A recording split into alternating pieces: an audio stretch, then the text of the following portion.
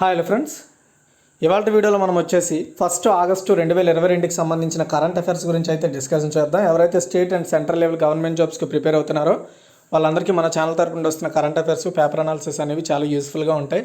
కాబట్టి ప్రతి ఒక్కరు కూడా ఈ వీడియోని లైక్ చేసి షేర్ చేసి మరిన్ని అప్డేట్స్ కోసం మన ఛానల్ని రెగ్యులర్గా ఫాలో అవుతుండండి. అండ్ ఇంతవరకు ఎవరైనా సబ్స్క్రైబ్ చేసుకోకుండా చూస్తున్నట్టయితే సబ్స్క్రైబ్ చేసుకొని పక్కన వచ్చే బెల్ ఐకాన్ యాక్టివేట్ చేసుకోండి. ఫ్రెండ్స్, మన ఛానల్లో వస్తున్న కరెంట్ అఫైర్స్, పేపర్ అనాలిసిస్ ఎవరికైనా పీడిఎఫ్ రూపంలో కావాలనుకుంటే మన దగ్గర 2021 జనవరి నుండి 2022 జూలై వరకు కూడా కరెంట్ అఫైర్స్, పేపర్ అనాలిసిస్ ఉన్నాయి. రీసెంట్గా చాలా ఎగ్జామ్స్లో మన కరెంట్ అఫైర్స్ అన్నీ కూడా కవర్ అవుతున్నాయి. అండ్ మనం ఒక ఆఫర్ ప్రొవైడ్ చేస్తున్నాము. 12 నెలలకి ఎవరికైనా సరే, 12 నెలలు ఎప్పటి నుండి, జనవరి నుండి జూలైలో ఈ మధ్యలో 12 నెలలు ఎవరికైనా సరే కరెంట్ అఫైర్స్ కావాలనుకుంటే కేవలం 200 రూపాయలేనండి. గుర్తుపెట్టుకోండి, 12 నెలలకు మాత్రమే.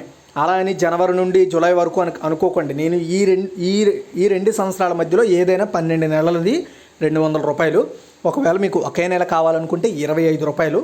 మీరు ఇవి ఎలా పొందొచ్చు అంటే, ఇక్కడ కనబడుతున్న ఏదైతే PhonePe are Google pay number ఉందో, పేటిఎం నెంబర్ ఉందో, దీనికి మీకు 200 రూపాయలు ఆఫర్ది కావాలా, కేవలం ఒక మంత్దే కావాలనేది మీరు చూస్ చేసుకొని దీనికి మనీ సెండ్ చేస్తే, ఆ సెండ్ చేసిన మనీని స్క్రీన్ షాట్ తీసి కింద కనబడుతున్న వాట్సాప్ నెంబర్కి పంపించి మీకు ఎప్పటి నుండి ఎప్పటికి కావాలో అక్కడ మెన్షన్ చేస్తే మీరు పంపించిన 24 అవర్స్లోగా మీకు కరెంట్ అఫైర్స్ అనేవి సెండ్ చేయడం జరుగుతుంది. గుర్తుపెట్టుకోండి, పెర్ మంత్ 25 రూపీస్. అండ్ ఒకవేళ మీకు 12 నెలలది కావాలనుకుంటే 200 రూపాయలు. అండ్ మన దగ్గర 2021 జనవరి నుండి 2022 జూలై వరకు ఉన్నాయి. గుర్తుపెట్టుకోండి. ఫస్ట్ క్వశ్చన్ చూసుకున్నట్టయితే, ఢిల్లీ నూతన పోలీస్ కమిషనర్గా ఎవరు బాధ్యతలు స్వీకరించారు? ఆన్సర్ వచ్చేసి సంజయ్ అరోరా అండి. ఢిల్లీ పోలీస్ కమిషనర్గా సంజయ్ అరోరా గారు ఈరోజు బాధ్యతలు తీసుకున్నారు. యాక్చువల్గా అరోరాది తమిళనాడు క్యాడర్ అండి. 1998 బ్యాచ్ ఐపీఎస్ ఆఫీసరు. జూలై 1, 2025లో ఆయన రిటైర్డ్ అవుతారనమాట ఐపీఎస్ పదవి నుండి. అండ్ 1984 బ్యాచ్ ఐపీఎస్ అధికారి రాకేష్ ఆస్థానా పదవి విరమణ చేయడంతో, అంటే ఇప్పటివరకు ఢిల్లీ పోలీస్ కమిషనర్గా ఉన్న రాకేష్ ఆస్థానా అతను పదవి విరమణ చేయడంతో ఆయన ప్లేస్లో ఇప్పుడు వచ్చేసి సంజయ్ అరోరా గారు అపాయింట్ కావడం జరిగింది. అండ్ గత ఏడాది ఆగస్టులో పారామిలిటరీ ఫోర్స్ అయిన ఇండో టిబెటన్ బార్డర్ పోలీస్కి డైరెక్టర్ జనరల్గా అపాయింట్ అయ్యారు సంజయ్ అరోరా గారు. ఓకేనా.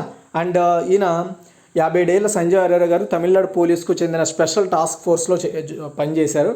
అండ్ వీరప్పన్ను అంతం చేసిన టీంలో ఈయన కూడా ఒకరు. అండ్ ఈయనకి సీఎం గ్యాలంటరీ అవార్డు కూడా అందుకున్నారు. సిఆర్పిఎఫ్, బిఎస్ఎఫ్ దళాలు కూడా ఈయన వర్క్ చేశారు. And Sashastra సింహబాల్ director general SL టాసెస్ ఇప్పుడు మరి ఇండో టిబెటన్ బార్డర్ పోలీసుకి సంబంధించిన డీజీ పదవి ఖాళీగా ఉంది కదా, ఆ పదవిని ఇప్పుడు సేమ్ సంజయ్ అరోరా యొక్క బ్యాచ్మేట్ అయిన ఎవరైతే సశస్త్ర సింహబాల్ డైరెక్టర్ జనరల్ ఎస్ఎల్ టాసెన్ ఉన్నారో ఆయన ఇప్పుడు ఆ బాధ్యతలు తీసుకున్నారు అడిషనల్గా. And ఎస్ఎస్బికి at the same time Indo Tibetan border పోలీస్కి ఆయన డీజీగా వర్క్ చేస్తారు. ఓకే, ఢిల్లీ పోలీస్ కమిషనర్గా సంజయ్ అరోరా గారు ఉంటారు. తర్వాత సెకండ్ వన్, ఇటీవల ఏ రోజు చాలా చిన్న రోజుగా రికార్డుకి ఎక్కింది? ఆన్సర్ వచ్చేసి 29 జూలై 2022 అండి. చూడండి, భూమి తన చుట్టూ తానే తిరిగే వేగం తన చుట్టూ తాను తిరిగే వేగం అనేది పెరిగిపోతుంది. అర్థమవుతుందా? భూమి తన చుట్టూ తాను తిరుగుతుంది అని చెప్తాం కదా, తన చుట్టూ తాను తిరిగే స్పీడ్ అనేది పెరిగిపోతుంది. దీంతో నిర్ణీత 24 గంటలకు ముందే భూభ్రమణం పూర్తవుతుంది అనమాట. సో అంటే 24 అవర్స్ అనేది చాలా తొందరగా కంప్లీట్ అయిపోతుంది అది. సో భూమి తన వేగాన్ని మరోసారి రికార్డ్ బ్రేక్ చేసింది. జూలై 29న 1.59 మిల్లీ సెకండ్ల తక్కువ కాలంలో భూభ్రమణం పూర్తయింది. సో దీంతో చాలా చిన్న రోజుగా జూలై 29 అనేది రికార్డు క్రియేట్ చేసింది. అయితే 1960 తర్వాత 2020లో తొలిసారి ఇలా జరిగింది. 2020 జూలై 19న 24 గంటల కంటే 1.47 మిల్లీ సెకండ్ల తక్కువ కాలంలో భూమి తన చుట్టూ తిరగడానికి కంప్లీట్ చేసింది. 2021లో కూడా ఇలాంటిది ఒకటి జరిగింది. అయితే రీసెంట్గా 2022లో మాత్రం జూలై 29 జరిగింది. 1.59 మిల్లీ సెకండ్ల కంటే తక్కువ టైంలోనే 24 అవర్స్ అనేవి కంప్లీట్ అయిపోయింది. తర్వాత నేతన్న బీమా పథకాన్ని ప్రారంభించనున్న రాష్ట్రం ఇది. ఓకే, ఆన్సర్ వచ్చేసి ఇక్కడ మీరు నేతన్న అనగానే గుర్తు రావాలి, ఇది ఒక తెలుగు వర్డ్ అండి. సో ఆన్సర్ వచ్చేసి తెలుగు వర్డ్లో మళ్ళీ మీరు కన్ఫ్యూజ్ అవ్వకూడదు, ఆంధ్రానా తెలంగాణ అని. Telangana is right answer. చూడండి, సో ఎవరైతే చేనేత పనులు చేసే వాళ్ళు ఎవరైతే ఉంటారో వాళ్ళకి సంబంధించినదనమాట ఈ నేతన్న బీమా. ఈ నేతన్న బీమాని జాతీయ చేనేత దినోత్సవం సందర్భంగా, అంటే ఈ నెల 7వ తారీఖున జాతీయ చేనేత దినోత్సవం సెలబ్రేట్ చేస్తున్నారు. ఆ రోజున ఈ నేతన్న బీమా పథకాన్ని తెలంగాణ ప్రభుత్వం స్టార్ట్ చేయబోతున్నట్లుగా సో ఐటీ మినిస్టర్ కేటీఆర్ గారు అయితే తెలిపారు. అండ్ ఈ విధమైన పథకాన్ని ప్రవేశపెట్టబోతున్న ఇండియాలో ఫస్ట్ స్టేటు తెలంగాణ అనమాట. రైతు బీమా మాదిరిగానే నేతన్నలకు బీమాను వర్తింపజేసే లక్ష్యంతో ఈ పథకాన్ని తీసుకొస్తున్నారు. ఈ పథకం ద్వారా దాదాపు 80,000 మంది నేత కార్మికులకు లబ్ధి పొందుతారు. అండ్ 60 ఏళ్లలోపు వయసున్న ప్రతి నేత కార్మికుడు ఈ పథకానికి అర్హుడు అనమాట. దురదృష్టవశాత్తు ఆ నేత కార్మికులు మరణిస్తే 5 లక్షల బీమా వస్తుంది. అండ్ నేతన్న బీమా కోసం లైఫ్ ఇన్సూరెన్స్ కంపెనీ ఆఫ్ ఇండియాతో LICతో ఒప్పందం చేసుకుంది తెలంగాణ ప్రభుత్వం. వార్షిక ప్రీమియం కోసం చేనేత పవర్ లూమ్ కార్మికులు ₹1 కూడా కట్టాల్సిన అవసరం లేదు. రాష్ట్ర ప్రభుత్వం అంతా భరిస్తుంది, వాళ్ళే అంతా కట్టుకుంటారు. కానీ వాళ్ళకి బీమా మాత్రం కవర్ అవుతుంది. ఓకేనా. దీనికోసం 50 కోట్లు కేటాయించారు. ఇప్పటికీ 25 కోట్లు రిలీజ్ చేశామని ఆయన చెప్పారు. గుర్తుపెట్టుకోండి, నేతన్న బీమా ఇది పర్టికులర్గా చేనేత వాళ్ళకి సంబంధించిన బీమా. ఈ బీమా పథకం ఇది. తర్వాత అంటే ఒక పాలసీ స్కీమ్. తర్వాత 4th వన్, జూలై 2020లో వసూలైన GST అంటే గూడ్స్ సర్వీస్ ట్యాక్స్ ఎంత? ఆన్సర్ వచ్చేసి 1,48,995 కోట్ల రూపాయలు ఈ జూలై నెలలో వసూలైందనమాట. జూలై నెలలో వసూలైన GST చూడండి, ఇది ఒక రికార్డు స్థాయిలో వసూలైందంట. అది ఎంత? 1,48,995 కోట్లు. ఈ విషయాన్ని కేంద్ర ఆర్థిక శాఖ అనౌన్స్ చేసింది. గత ఏడాది జూలైతో పోలిస్తే అంటే 2021 జూలైతో పోలిస్తే 28% ఎక్కువట ఈ వసూలు. ఓకేనా. అండ్ GSTని అమలు చేసిన తర్వాత ఇంత మొత్తంలో GST వసూలు కావడం ఇదే సెకండ్ టైం. ఓకే. అండ్ అయితే GST వసూలు మొత్తంలో 25,751 కోట్లు CGSTగా అంటే సెంట్రల్ ట్యాక్స్, అండ్ 32,807 కోట్లు SGST అంటే స్టేట్ ట్యాక్స్, మరో 79,518 కోట్లు IGST ఇంటర్నేషనల్ వైడ్గా మొత్తంగా వసూలైందని చెప్తోంది. దేశంలో దిగుమతి చేసుకున్న వస్తువులపై 41,420 కోట్లు పన్ను వసూలైందని, అలాగే 10 కోట్ల సెస్ రూపంలో వచ్చాయని చెప్తున్నారు. దీన్నే మనము IGST ఇలా మొత్తం అంతా కలుపుకొని చెప్తాం అనమాట, అన్ని రకాల ట్యాక్స్లు. ఓకే. తర్వాత 5, forestry and forest product research institute, జపాన్కి సంబంధించిన ఇన్స్టిట్యూట్ ఇది. దీని అధ్యయనం ప్రకారం ప్రపంచ అటవీ విస్తీర్ణం ఎంత శాతానికి తగ్గింది? ఆన్సర్ వచ్చేసి 60% అండి. గత 60 ఏళ్లలో ప్రపంచ తలసరి అటవీ విస్తీర్ణం అనేది 60% పైగా తగ్గిందని, అండ్ ఇది జీవ వైవిధ్యం యొక్క భవిష్యత్తును బెదిరించే ఒక ప్రాబ్లంగా, ఒక ఇష్యూగా ఉంటుందని, అంటే అటవీ ప్రాంతం తగ్గిపోతుందనేసి చెప్తుందనమాట. ఓకేనా. అండ్ ఇది ప్రపంచవ్యాప్తంగా 1.6 బిలియన్ల ప్రజల జీవితాలను ప్రభావితం చేస్తుంది. ఆల్రెడీ మనం చూస్తున్నాం, అడవిలో ఉండే జంతువులన్నీ కూడా ప్రజా ఆవాసాల్లోకి వచ్చేస్తున్నాయి ఇలా. అయితే ఎన్విరాన్మెంటల్ రీసెర్చ్ లెటర్స్ జర్నల్లో ప్రచురించబడిన పరిశోధన పరంగా 1960 నుండి 2019 వరకు ప్రపంచ అటవీ విస్తీర్ణం 81.7 మిలియన్ల హెక్టార్లు తగ్గిందని, స్థూల అటవీ నష్టం స్థూల అటవీ లాభం కంటే ఎక్కువగా ఉందని చెప్తున్నారు. అంటే అటవీ పెంపకం కంటే అటవీ యొక్క పెంపకం తగ్గిపోవడం అనేది, అంటే అటవీ పెంపకం కంటే అటవీ యొక్క ఏదైతే ఫర్ ఎగ్జాంపుల్ పరిధి ఉంటుందో, విస్తీర్ణం ఉంటుందో అది తగ్గిపోతుందంట. అంటే జపాన్లోని forestry and forest products research institute పరిశోధకులు గ్లోబల్ ల్యాండ్ యూజ్ డేటా సెట్ను ఉపయోగించి ఈ రీసెర్చ్ చేశారు. 60 సంవత్సరాల కాలంలో ప్రపంచ జనాభా పెరుగుదలతో కలిపి ప్రపంచ అడవులలో క్షీణత ఫలితంగా 1960లో 1.4 హెక్టార్ల నుండి 2019లో 0.5 హెక్టార్లకు, అంటే తలసరి ప్రపంచ అటవీ విస్తీర్ణం 60% తగ్గిందట. తర్వాత 6th వన్, NABL అక్రిడేషన్ పొందిన దక్షిణ భారతదేశంలో మొట్టమొదటి ప్రైవేట్ ఫారెన్సిక్ ల్యాబ్ ఏది? చాలా ఇంపార్టెంట్. ఆన్సర్ వచ్చేసి అలీబీ గ్లోబల్ ప్రైవేట్ లిమిటెడ్. చూడండి, అలీబీ గ్లోబల్ ప్రైవేట్ లిమిటెడ్ అనేది ఒక కేరళ స్టార్టప్ కంపెనీ. సో ఇది కేరళ స్టార్టప్ మిషన్ కింద రిజిస్టర్ అయిన ఒక స్టార్టప్. ఇది టెస్టింగ్ మరియు కాలిబ్రేషన్ ల్యాబొరేటరీస్ కోసం నేషనల్ అక్రిడేషన్ బోర్డు అనేది ఒకటి ఉందన్నమాట, NABL. ఇది మన దేశంలో విద్యా సంస్థ, అంటే మెడికల్ రిలేటెడ్ వాళ్ళకి ఎవరైతే విస్తృతమైన పర్టికులర్ వర్క్ చేస్తారో లేదా పరిశోధన చేస్తారో దాని మీద సేవ చేస్తారో వాళ్ళకి అక్రిడేషన్ ఇస్తారనమాట. ఈ అక్రిడేషన్ వల్ల ఏంటంటే వీళ్ళు ప్రపంచవ్యాప్తంగా వీళ్ళ యొక్క ప్రయోగశాలల ద్వారా అందించవలసిన నివేదికలు అంతర్జాతీయంగా వీటికి ఒక గుర్తింపు వస్తుంది అనమాట. వీళ్ళు ఇచ్చే రిపోర్ట్స్కి, నివేదికలకి, వీళ్ళు చేసిన స్టడీస్కి, రీసెర్చ్లకి అన్నింటికి కూడా. అండ్ వీళ్ళు జ్యుడిషియల్గా కూడా వీళ్ళకి ఒక వాల్యూ ఉంటుంది. వీళ్ళ యొక్క రిపోర్ట్స్ అనేవి కోర్టుల్లో చెల్లుబాటు అవుతాయి అన్నమాట. ఓకే. అయితే ఈ అక్రిడేషన్ పొందిన మొట్టమొదటి భారతదేశంలో ప్రైవేట్ ఫారెన్సిక్ ల్యాబ్ అది దక్షిణ భారతదేశంలో. ఓకేనా. First Alibi Global Private Limited. ఈ స్టార్టప్ ప్రత్యేకంగా సైబర్ ఫారెన్సిక్ డొమైన్లో వర్క్ చేస్తుంది. కేరళ పోలీసులకి, తమిళనాడు పోలీసులకి, నేషనల్ క్రైమ్ రికార్డ్స్ బ్యూరోకి, సటిన్, Andaman and Nicobar, CDAC and ఇలాంటి చట్ట అమలు సంస్థలన్నింటికీ కూడా సహాయం చేస్తుంది ఫారెన్సిక్ రిలేటెడ్ విషయాల్లో. ఓకే. తర్వాత Alibi's chairman and managing director Gandhimathi Balan, అది గుర్తుపెట్టుకోండి. సో చెప్పాను కదా. So national accreditation board for testing and calibration laboratories, దీన్నే NABL అంటారు. ఇది మన ఇండియాలోని కన్ఫర్మిటీ అసెస్మెంట్ బాడీలకు అక్రిడేషన్లు ఇస్తూ ఉంటుంది. తర్వాత 7, ఆరోగ్య సంరక్షణకు అందించడంపై దృష్టి సారించి గ్రామీణ భారతదేశ అవసరాలను తీర్చడానికి వైద్య పరిశోధన కేంద్రాన్ని ఏర్పాటు చేసిన IIT ఏది? IIT ఆన్సర్ వచ్చేసి Guwahati. IIT Guwahati, Indian institute of Guwahati, దీన్ని IITG అంటారు. సో వీళ్ళు ఎవరైతే మారుమూల ప్రాంతాల్లో ఉండే జనాభా ఉంటారో వాళ్ళకి ఆరోగ్య సంరక్షణ అందించడంపై ఎక్కువగా ఫోకస్ పెట్టడానికి, అలాంటి వాళ్ళకి హెల్త్ సెక్యూరిటీ లేదా హెల్త్ ఇన్సూరెన్స్ అలాంటి అంటే వాళ్ళకి హెల్త్ సెక్యూరిటీ ప్రొవైడ్ చేయడానికి, సో వాటి మీద రీసెర్చ్ చేయడానికి ఒక వైద్య పరిశోధన కేంద్రాన్ని ఏర్పాటు చేసింది IIT గౌహతి. మల్టీ డిసిప్లినరీ చొరవ కేంద్రం యొక్క జాతీయ విద్యా విధానానికి అనుగుణంగా ఈ సెంటర్ పనిచేస్తుంది. Centre of nano technology and Jyoti and Bhupat Mehta school of health sciences and technology IIT గౌహతిలో ఉంది ఇది. So Indian council of medical research and department of health research, centre of excellence for biomedical devices and diagnostic innovation and commercialisation. Okay, నా centre పేరు ఏంటండి? ఇప్పుడు నేను చెప్పిన centre పేరు centre of excellence for biomedical device and diagnostic innovation and commercialisation. ఓకేనా, దీని గురించి వివరిస్తూ ప్రధాని మోదీ ఆత్మనిర్భర్ దార్శకతను సాకారం చేయడానికి ఇది యూజ్ అవుతుందని so IIT Guwahati director professor TG Sitaram తెలిపారు. అయితే ఈ సెంటర్ దేని మీద పనిచేస్తుందంటే దీర్ఘకాలిక మూత్రపిండాలకు సంబంధించిన విషయాల గురించి, డయాబెటిక్ సంబంధించిన సమస్యలు, కాలేయం లేదా పాంక్రియాటిక్ లోపాలు, గుండె జబ్బులు, మూత్రనాళాల ఇన్ఫెక్షన్లు, నాన్ కమ్యూనికేబుల్ వ్యాధులు, ఇలాంటి వాటిని గుర్తించడానికి వాటికి సొల్యూషన్స్ వెతకడానికి ఈ సెంటర్ వర్క్ చేస్తుంది. అండ్ ఆసియాలోనే తొలి మంకీ పాక్స్ మరణం ఏ దేశంలో ధృవీకరించబడింది అంటే మన ఇండియాలో అండి.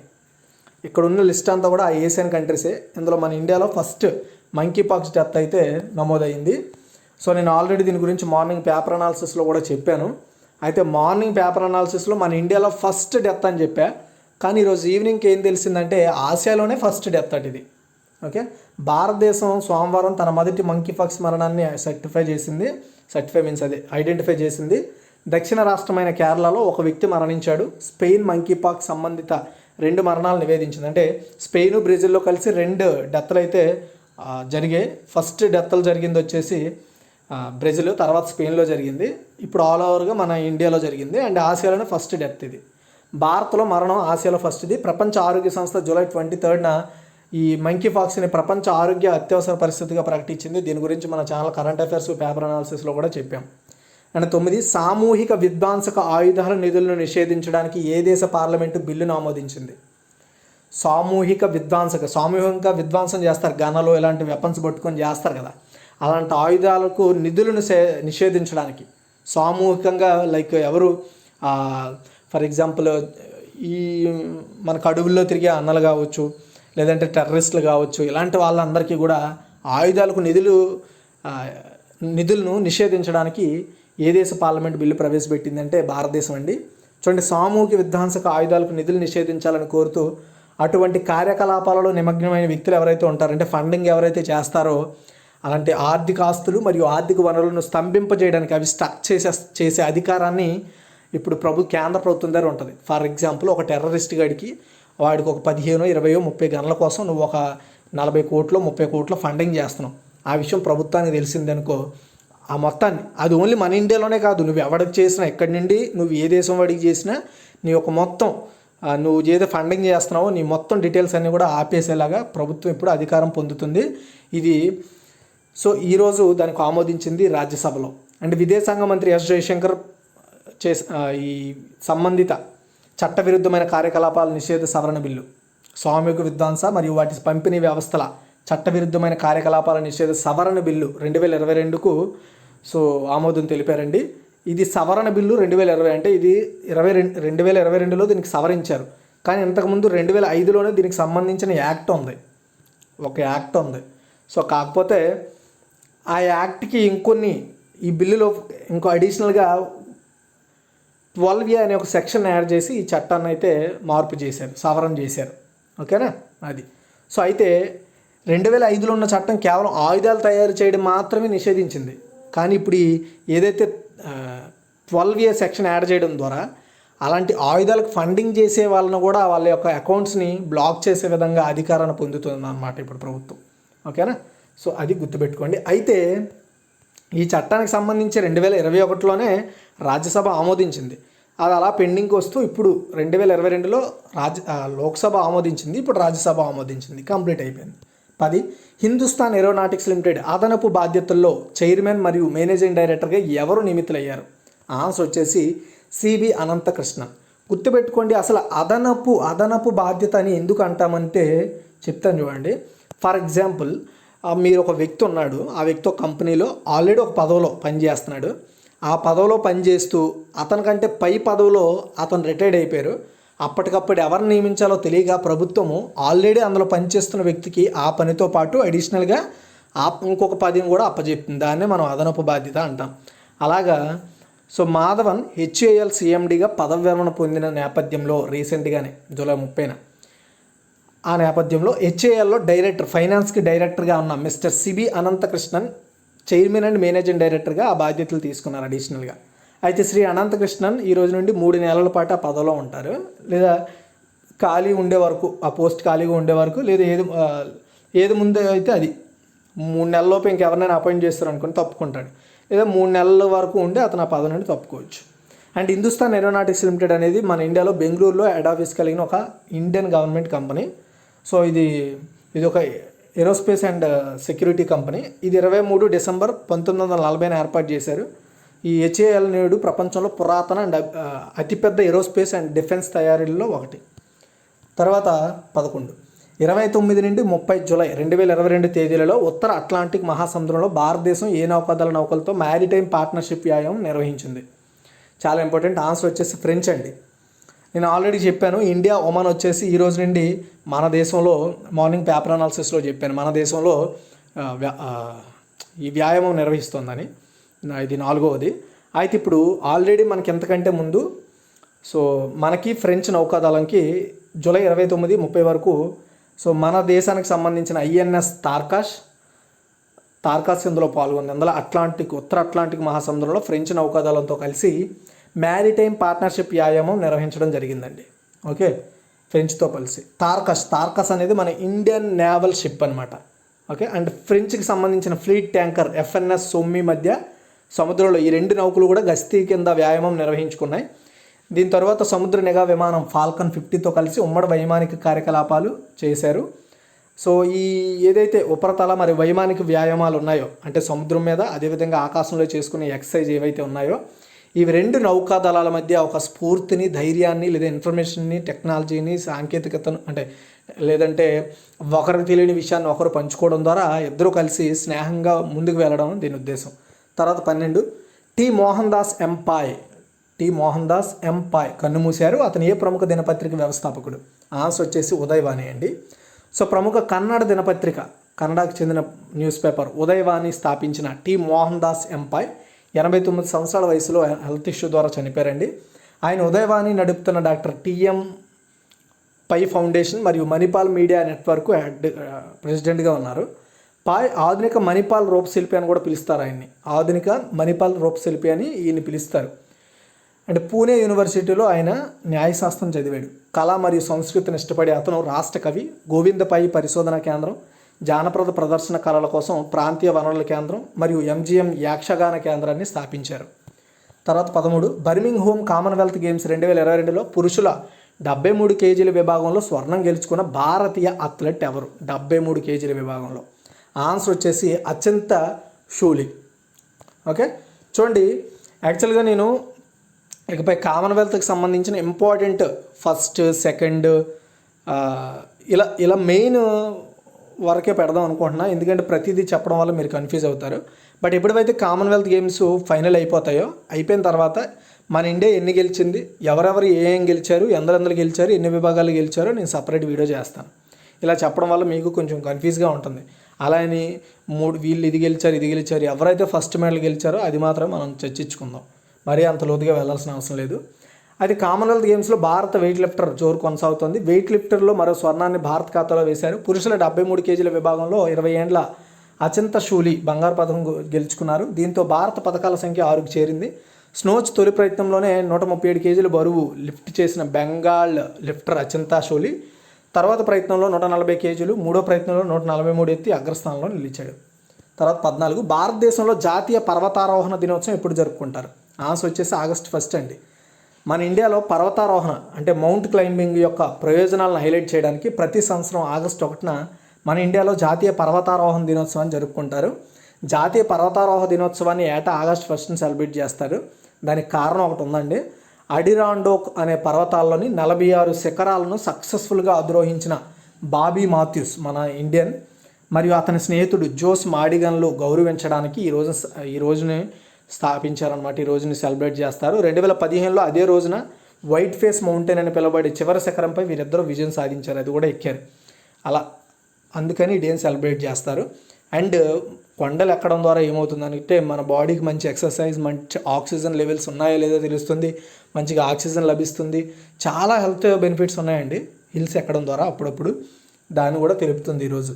తర్వాత 15 ప్రపంచవ్యాప్తంగా తల్లిపాల వారోత్సవాలు వరల్డ్ బ్రెస్ట్ ఫీడింగ్ వీక్ అంటారు. ఎప్పటి నుండి ఎప్పటి వరకు నిర్వహిస్తారంటే ఆగస్టు 1 నుంచి ఆగస్టు 7 వరకు సో ఈ పర్టికులర్ వారోత్సవాలు నిర్వహిస్తారండి. శిశువు అంటే పుట్టిన బేబీ ఆరోగ్యకరమైన పెరుగుదల అభివృద్ధికి తల్లిపాలు చాలా ఇంపార్టెంట్. అండ్ అది తల్లికి అధిక అనుభవం. అందువల్ల పిల్లలకు క్రమం తప్పకుండా తల్లిపాలు ఇవ్వడాన్ని నొక్కి చెప్పడానికి ప్రతి సంవత్సరం కూడా ప్రపంచవ్యాప్తంగా తల్లిపాల వారోత్సవాలు నిర్వహిస్తారు. తల్లిపాల వారోత్సవం ఈరోజు ఆగస్టు అంటే సోమవారంలో స్టార్ట్ అయ్యి అండ్ ఆగస్టు 7న కంప్లీట్ అవుతుంది. బిడ్డ తల్లుల జీవితాల్లో తల్లిపాల ప్రాముఖ్యత తెలియజేయడం ఈరోజు యొక్క ఉద్దేశం. ఇది ఒక గ్లోబల్ క్యాంపెయిన్. ఓకేనా, ప్రపంచవ్యాప్తంగా సెలబ్రేట్ చేస్తారు. World alliance for breast feeding action సమన్వయంతో 120 కంటే ఎక్కువ దేశాల్లో ఈ వారోత్సవాలు జరుగుతాయి. 1990లో WHO, UN అనుబంధ సంస్థ యునిసెఫ్ తల్లిపాలు ఇవ్వడాన్ని ప్రోత్సహించేందుకు మొదటిసారిగా ఒక సంతకం చేసుకున్నాయి ఒక మెమోరాండం మీద. దీంతో 1992 నుంచి వారోత్సవాలు స్టార్ట్ అయ్యాయి. మొదట 70 దేశాలే ఉండేవి, తర్వాత 120కి పైగా దేశాలు ఇందులో జాయిన్ అయ్యాయి. అండ్ 2020 ఏడాదికి గాను తల్లిపాల కోసం మరో అడుగు ముందుకు అవగాహన పెంచి మద్దతు ఇద్దాం అనే థీమ్తో సెలబ్రేట్ చేస్తున్నారండి. అయితే దీన్ని ఇంగ్లీష్లో చూసుకుంటే step up for breast feeding educate and support అనే థీమ్తో ఈ వారోత్సవాలు జరుగుతున్నాయి. ఓకేనా, సో ఒకసారి మనం కిక్ రివ్యూ కూడా చేద్దాం. ఢిల్లీ నూతన పోలీస్ కమిషనర్కి ఎవరు అపాయింట్ అయ్యారంటే సంజయ్ అరోరా. తర్వాత ఇటీవల ఏ రోజున చాలా చిన్న రోజుగా రికార్డుకి ఎక్కిందంటే 29 జూలై 2022. తర్వాత నేతన్న బీమా పథకాన్ని ప్రారంభించిన రాష్ట్రం తెలంగాణ. తర్వాత క్వశ్చన్ చూసుకుంటే జూలై 2022 వసూలైన జీఎస్టీ ఎంత అంటే 148,995 కోట్లు. Forestry and forest products research institute Japan అధ్యయనం ప్రకారం ప్రపంచ అటవీ విస్తరణ ఎంత శాతం తగ్గిందంటే 60% అండి. తర్వాత క్వశ్చన్ చూసుకుంటే NABL అక్రిడేషన్ పొందిన దక్షిణ భారతదేశంలో మొట్టమొదటి ప్రైవేట్ ఫారెన్సిక్ ల్యాబ్ ఇది అంటే అలీవా గ్లోబల్ ప్రైవేట్ లిమిటెడ్. తర్వాత ఆరోగ్య సంరక్షణ అందించడంపై దృష్టి సారించి గ్రామీణ భారతదేశ అవసరాలను తీర్చడానికి వైద్య పరిశోధన కేంద్రాన్ని ఏర్పాటు చేసిన ఐఐటి ఇది అంటే ఐఐటి గౌహతి. తర్వాత ఆసియాలో తొలి మంకీపాక్స్ మరణం ఏ దేశంలో ధృవీకరించబడింది అంటే మన ఇండియాలో. తర్వాత క్వశ్చన్ చూసుకుంటే సామూహిక విధ్వంసక ఆయుధాల నిధులను నిషేధించడానికి ఏ దేశ పార్లమెంట్ బిల్లు ఆమోదించిందంటే భారతదేశం అండి. తర్వాత అంటే ఇప్పుడు ఎవరైతే ఆయుధాలకి డబ్బులు సమకూరిస్తారో వాళ్ళు చట్టపరంగా కానీ అండ్ వాళ్ళ అకౌంట్స్ అన్ని బ్లాక్ అవుతాయి. హిందుస్థాన్ ఏరోనాటిక్స్ లిమిటెడ్ అదనపు బాధ్యతల్లో చైర్మన్ మరియు మేనేజింగ్ డైరెక్టర్గా ఎవరు అపాయింట్ అయ్యారంటే సిబి అనంతకృష్ణన్.